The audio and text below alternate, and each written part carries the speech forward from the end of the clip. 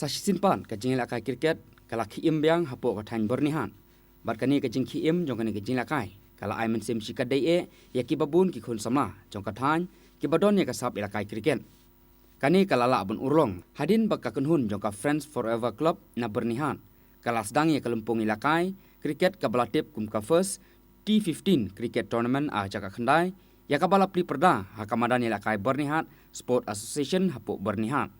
Yakani kalumpung ilakai kriket lawan bempli perda do ba Victor Rani MDC Kajira Konstituensi Kumukongsan hakajinga don laru u Vigian Kharkongor Presiden ka Friends Forever Club lembat kiwe kiri orang ba kathan katkum kajinga kren beruba Vigian Kharkongor kumu Presiden ulaitu bakajing anut jong ka club kalonghi ban kentiwi ki samlai lakai ki badon ya kasab ilakai kriket baru ban pikhi imbyang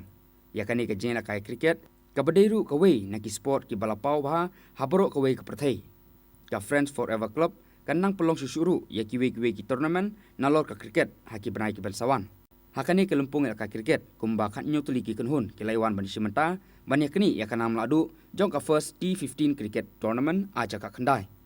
Hakajing khun ka baningkong jong ka lumpung T15 ka balapli menta kasngi. Lai khun ningkong hapdeng ka Parisha 11 persya ya ka New Star A. Bat ka kunhun jong ka Parisha 11 kala job ya ka tos bat ban kam try bench ban tit chwa. Bat hapok ki khatsan over kani ka kunhun kalayo ban khur hadu sispa lai pun riuron bat ban hapno nriu wicket na ka khatsan over bat hapa be pat ya ka thong ka New Star A kalayo ban tit tangkum ba prap sauron bat ban hapno pra wicket na borok ki khatsan over bat ban pelopat ya ka kunhun Parisha 11 ban khur ya ka nam job ka beningkong dasan pu aron hakane ka sngi unam tam jogane ka jingkhun udai u azar udin nakpo ka Parisha 11 ubalayo khur ya ka nam man of the match. Napataw ka James Mongo, President but kinong kitkam jong kanega Friends Forever Youth Club. Kapala coach mo and play kanega first Independence T15 tournament. But nga kumdur nga ay kublay ya ki team kat kum ka jing tip ba khat rifli ki team kila ya participate along shisha ka jing snotnat and snow.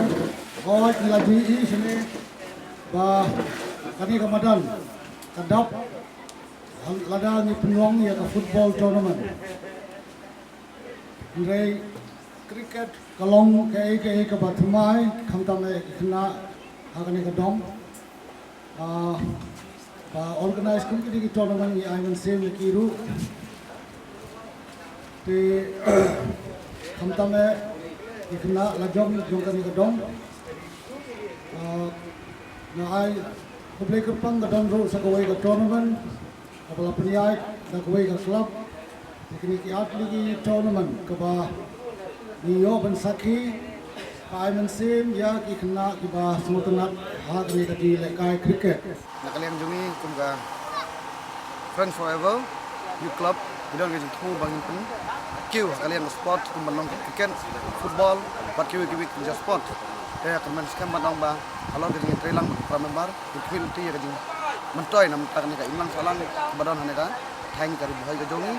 baru ham kerpang ye kena semla bagi naik nak ni tai ke jing sneu badan haka